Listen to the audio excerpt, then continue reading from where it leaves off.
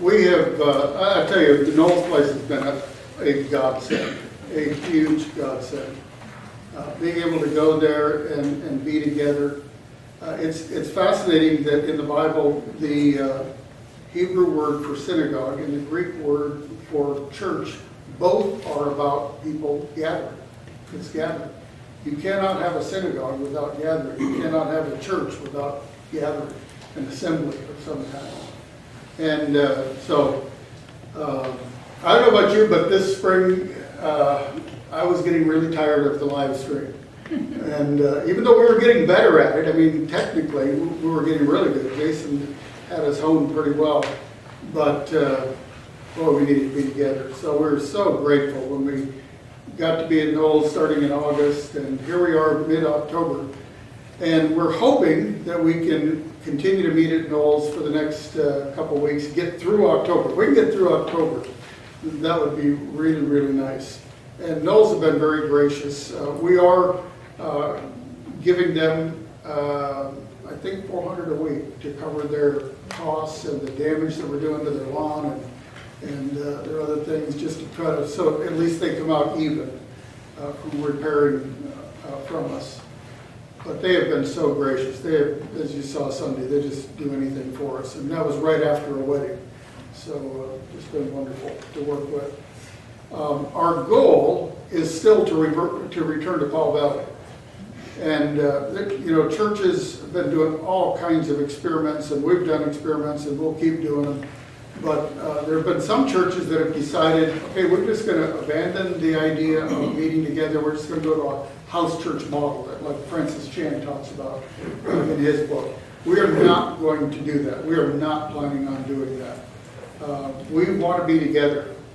And that is our goal. Our goal is to be back at Paul Valley School or some other school because it fits our DNA so well. We are a serving church, and we need to serve, and we need places where that are right there that they can involve us in getting involved in the community. So we've communicated with the school district. We talked with the principal last week. They know nothing. Everything comes from Salem, and they kind of pass the ball back and forth, but nobody knows anything at this point. Nobody can give any estimates at all. But what we plan to do, whenever, either when Knoll's grass turns to mud or when it gets too chilly, probably the 1st of November, we will go to, back to Livestream, but different than we did it before. We will have 4 venues, 3 of which will pretty easily hold 50 people, and the 3rd one will hold 35. There are 62 chairs set up in here tonight, just to give you an idea. So we're not crowded at all, and so 50 is a very reasonable figure. And even when we say 50, we will never turn anybody away. We're not going to do that. But the 4 locations that we're looking at are here is one.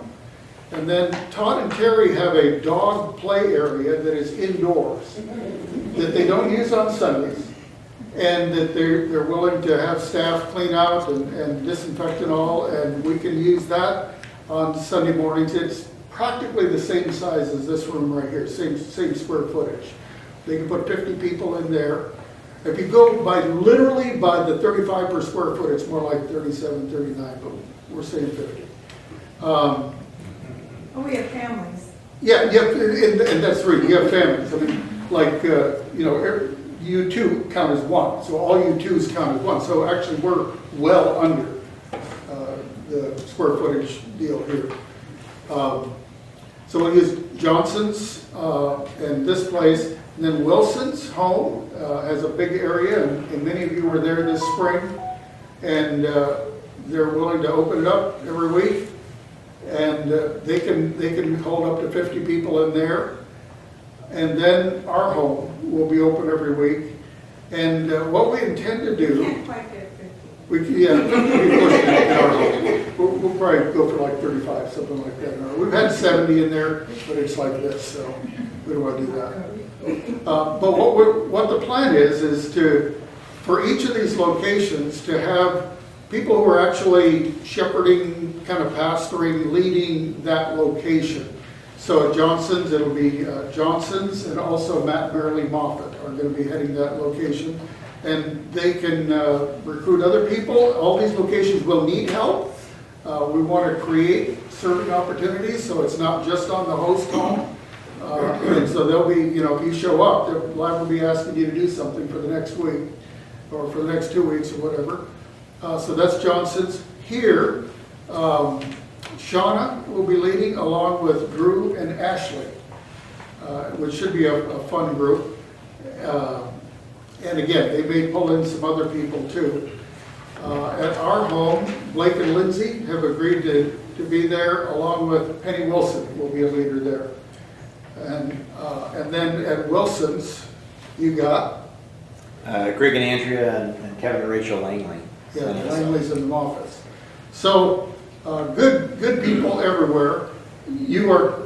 People will be totally welcome, even encouraged to do different groups like you did this spring. I think Keith and Ginny got the prize for going to the most different groups. Maybe Bob and Carol close second. But that's good. We need to see each other. And so we want to encourage that. The one thing that we haven't really figured out how it's going to work. My phone out there. With that is we want to have children's ministry. And you can't be moving that around every week. And so right now, the plan is, right now, for Ginny to be here. She can go in the other room here. And so we'll do the Tater Tots age, kinda, here. And then, I'm sorry. No, Kids Club here, because Ashley's kids are about Kids Club age. So Kids Club will be here. And then Ginny will be out at Wilson's, in a separate area at Wilson's. And both of those groups, I mean, we're going to be really loose on the ages. I mean, if you've got older kids and you've got younger kids, we definitely don't want you splitting your family. And so choose one or the other. And Ginny has done great the last couple months with older kids. And I just want to say, it's been great with the older kids. I expected them to, be a little more wild because they're bored. I just have loved teaching them. They've been the best. We have the best kids. So if you have older kids, and you're coming to Wilson's, then Yep. I'm And happy. same thing here, I'm they're happy younger to kids. have them. Great. Yeah. You're amazing, Ginny. And then here's the other piece that will be different from this spring. We will do the live stream from a different location every week. We will rotate between the 4 locations. And so whoever's doing communion, Eric, or whoever else is doing music, myself, or whoever else will preaching, 1 week will be here, next week maybe at Wilson's, next week maybe at Johnson's, next week maybe at our house. And that's so every 4 weeks, if you're going to one of those groups, you're going to have live church with 50 people. You can still, we will live stream, so you can still, if you need to stay home, you can still watch at home just as you have been up to this point. Nothing will change with that. I think, Will Yes. the music be live streamed or what? No, music will be live. Okay. Well, it'll be live streamed, but it'll move with the speaker. So wherever the speaker is, Eric will be, and the communion leader will be there as well. Any questions on that? Are we still signing up for where we're gonna? Yeah, we'll probably do that. That's an interesting question. Just me. I think it's good to sign up so we have an idea of how many people are in a location. We do not sign up, so we're keeping hold of data to give to the state. All right? We're not doing that. Can I say, people see me marking people off out at Knoll's. She keeps them for 2 weeks and then throws them away. And that's just because of their business. Yeah. So that's not tracked either. So- I don't think the state has any business knowing what goes on in churches. Any other questions?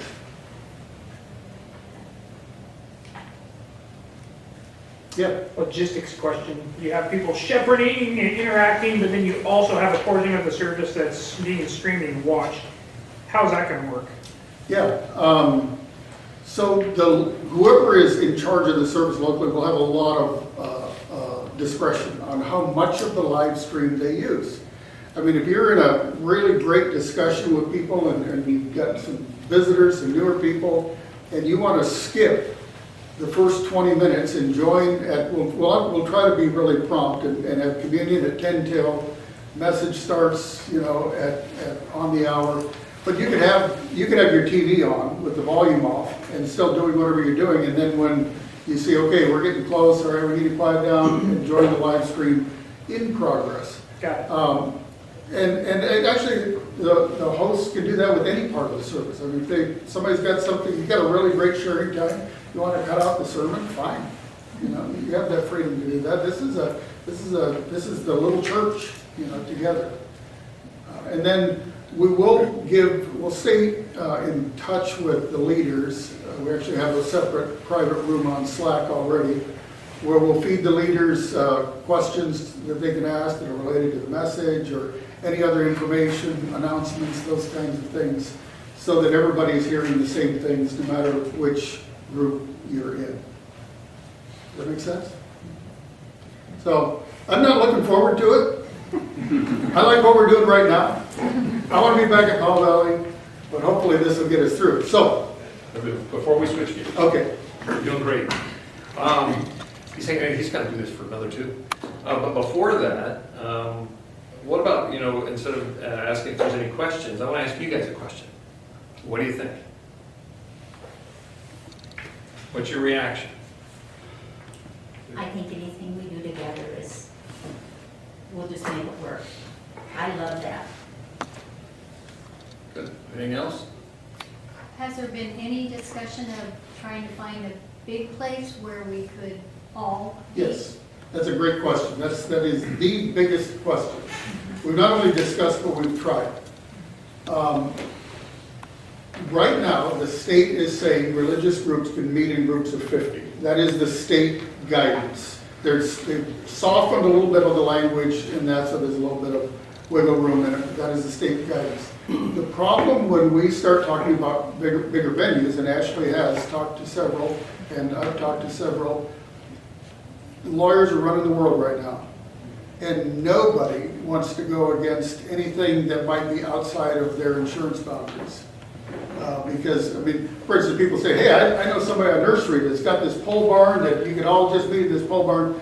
Oh, great, okay, until somebody gets hurt and then the nursery finds out actually their insurance doesn't even cover that. And what are you doing with 150 people in your pole barn? You know, you're not licensed for that. And so then the county gets involved, fire marshal gets involved. One question is, what about all the empty mall space? Or what about these car dealerships that are empty? Same thing, they don't want more than 50 people in the room. And if you get more than 50 people, this is what we found out in the past, whole different set of rules goes in effect in terms of ADA, bathrooms, parking, sprinklers. And so what looks like great empty space that we should be able to use, if we were in the middle of Nebraska, we could use it. But we're in Multnomah County and Clackamas County, which is too close to Salem, so we can't use it. Does that make sense? We're actually, we've talked with Persimmon about going there. And they're very kind, they're willing to give us a great rate, but 50 people per room. We talked with Hoffman's Wedding Venue out there, Ashley called them, and you know they got that great big space, beautiful space, and no chance. Not even 50, they would just. So you said they were waiting for the vaccine? They were waiting for the vaccine. And they told Ashley we could put 25 people in there. When we were meeting at the elementary school, it was pretty easy. You need help setting up chairs, taking down chairs, bringing in. But these 4 venues, how are ways to get people plugged in for helping out? Yeah, it'll be up to each venue. I mean, for instance, here, I mean, I was kicking myself because somebody came up to me Sunday and said, hey, do you need help setting up for Monday night? I said, oh, no, I got it covered. Well, then I came over here this afternoon and I'm setting this thing up going, idiot? I mean, you could have just said yes.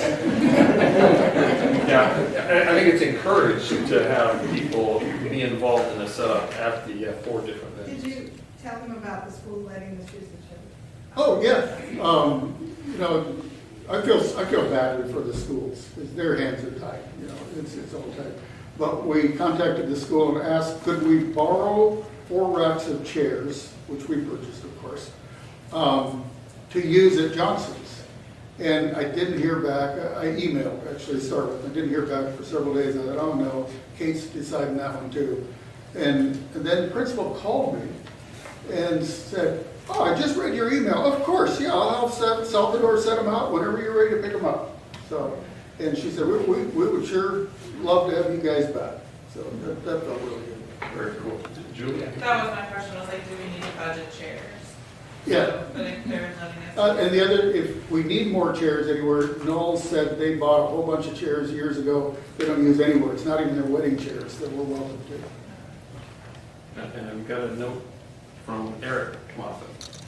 Go ahead. Oh, he says, I appreciate the effort to get larger groups together. It still feels like trying to move forward. Thanks for all your work. Yeah, we're trying. It's frustrating. I think one thing that's frustrating to me is originally phase 2 was 250 people. And all of a sudden it dropped down to 50 people. So there's really no difference between phase 1 and phase 2 for churches, unless something happens in the election that just magically raises them. It sort of feels the way it feels if it's a holiday and not all of your family gets there. Yeah, exactly. It's a nice day, but Yeah, it's not the same. it's something missing. Yeah. Was there going to be a formal sign-up process for each individual group? Yes. Okay. Well, it'll just be a weekly thing, like we're doing now. Yeah. Okay, good. Maybe one more question, or you ready to shift gears? Well, no, You go one more point. Yeah. So, if we get to, we're going to do this experiment, this 4 Sunday, or this 4 group experiment. We'll do it for a couple months, 2 to 3 months. And, you know, we may trash it all if it's not working. I mean, we keep trying stuff till we find something that's working. That's what every church is doing right now. But if we get to mid-January-ish, and there is no hope we're ever going to get back to Paul Valley, I mean, if there's some clarity there, I mean, if they're canceling sports for the fall of 2021, we need to find another venue. And so we will, in earnest, be looking for another venue. One of the things that we want to do, and I can't promise we're going to do this, but I think there's a good likelihood, when we're doing these 4 groups, we'd like to get together once a month. Maybe around Thanksgiving. Again, we got to get together at Christmas. And there is one church because we're live streaming, I'm not even going to say the name of the church, but there's one large church that many of you are familiar with that has many times said, if we can do anything for you guys, let us know. And as recently as a couple of days ago, I said, hey, we'd like to have a big group and to use either a North Auditorium or a regular auditorium for a big get-together, Thanksgiving, Christmas. They said, yeah, let's work it out. So, you know, I really appreciate that attitude, because they're taking a risk too, just like everybody else that's kind of pushing about it. Just a side note on us using other facilities, have we looked into carrying our own insurance policy as a church? That's Yes. our homeschool group. Great question, Andy. Yeah, so we do have a insurance policy which covers the whole church, right? It's a Okay. general liability policy, and we've actually been able to achieve for free insurance riders at each one of our locations. Okay.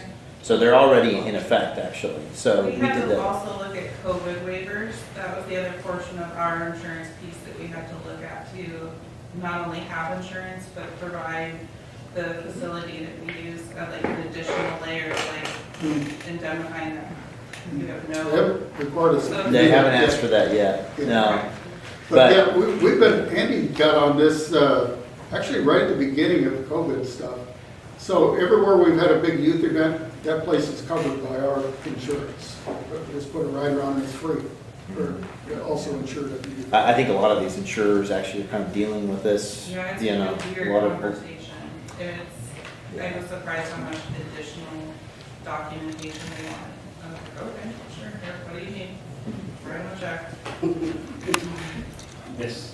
Can you give me the date one more time for how long we're gonna be at the Knolls and when we make the switch? We're hoping to be there through the end of October. What'll happen, I asked Dave, how are we gonna know if we have to leave? He says, cars will get stuck as soon as they get inside the gate.